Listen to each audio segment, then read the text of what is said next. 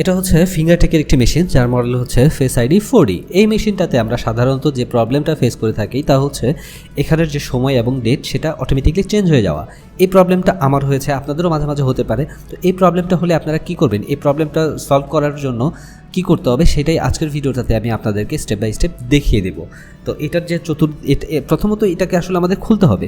তো এটা চতুর্দিকে 4টা স্ক্রু দ্বারা এটা কানেক্টেড রয়েছে জাস্ট এটা ক্যাচিংয়ের সাথে। তো আমাদেরকে সে 4টা স্ক্রু খুলতে হবে। যেহেতু ভিডিও বেশি বড় হয়ে যাবে তাই আমি স্ক্রুগুলো আগে থেকে খুলে নিচ্ছি।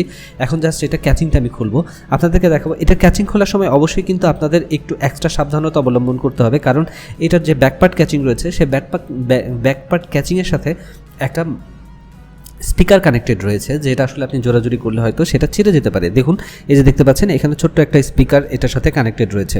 তো আমরা এখন সেটাকে রিমুভ করব, এখান থেকে টান দিয়ে এটা রিমুভ করে নিলাম। এটাকে এখন আলাদা করে জাস্ট সাইডে রাখলাম। এখন আপনাদেরকে দেখাবো আপনারা এখানে কি করবেন।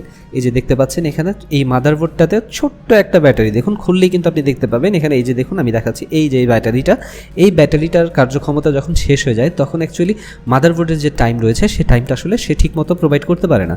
তার ডেটটা চেঞ্জ হয়ে যায়, টাইমটা চেঞ্জ হয়ে যায়, টাইম উল্টাপাল্টা হয়ে যায়। তো আপনারা কি করবেন, এই ব্যাটারিটাকে চেঞ্জ করে দিবেন। এই ব্যাটারিটা আসলে এখন বর্তমান বাজারে তার বাজার মূল্য সম্ভবত 40 থেকে 50 টাকা। 40 থেকে 50 টাকা হলে আপনি এই ব্যাটারিটা বাজারে পাবেন। তো এই ব্যাটারিটা আপনি খুলে নিয়ে এখানে একটা নতুন ব্যাটারি দিয়ে দিবেন। তো আমার এটার আসলে ব্যাটারি চলে গিয়েছিল, আমি এটার ব্যাটারিটা খুলে নিয়ে এখন আমি এখানে একটা নতুন ব্যাটারি সংযোজন করে দেব। তো অ্যাকচুয়ালি আমার কাছে একটা ব্যাটারি রয়েছে, সেটা আমি এখন লাগাচ্ছি এখানে।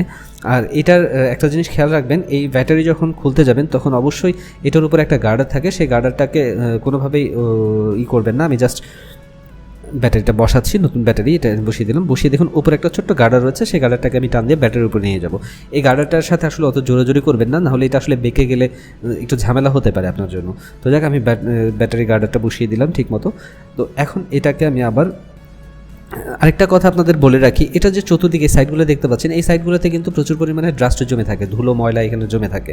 তো আপনারা কি করবেন, অন্ততপক্ষে 6 মাস থেকে 1 বছরের মধ্যে এটা খুলে অবশ্যই সেই ডাস্টগুলো পরিষ্কার করে নেবেন, কারণ সেই ডাস্টের কারণে কিন্তু আপনার মাদারবোর্ডের যে কার্যক্ষমতা সেটা দিন দিন লোপ পাবে।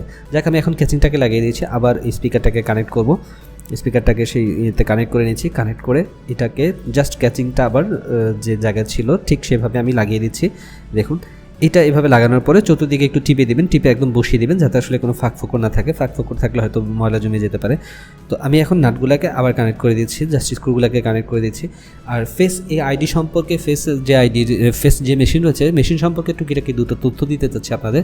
যেটা হচ্ছে এই মেশিনটা আসলে আপনি যদি ফেস করান এই মেশিন থেকে তাহলে 3000 করাতে পারবেন, আর যদি আপনি কাট পাঞ্চ করান সেক্ষেত্রে করাতে পারবেন 10,000। আর এই মেশিনটাতে আপনার ব্যবহার হয়েছে হাই রেজলিউশন ইনফ্রারেড ক্যামেরা, যেটা আপনার ফেস ডিটেক্ট করে খুব সহজেই। আর এখানে মেমোরি ব্যবহার হয়েছে 128 MB র্যাম এবং 256 GB ফ্ল্যাশ। তো অ্যাকচুয়ালি এই জিনিসগুলোতে আসলে আমার মনে হচ্ছে যে এটা খুবই কার্যকর একটা ফেস আইডি আসলে এখনকার জন্য। তো অবশ্যই আমার এই ভিডিওটা যদি ভালো লেগে থাকে আপনারা একটা লাইক করবেন। আর এই ফেস মেশিন সম্পর্কে যদি কোনো ধরনের তথ্য আপনাদের জানতে ইচ্ছা হয় কিংবা জানার থাকে অবশ্যই এখানে কমেন্ট করবেন এবং আমার এই চ্যানেলটাকে অবশ্যই সাবস্ক্রাইব করবেন।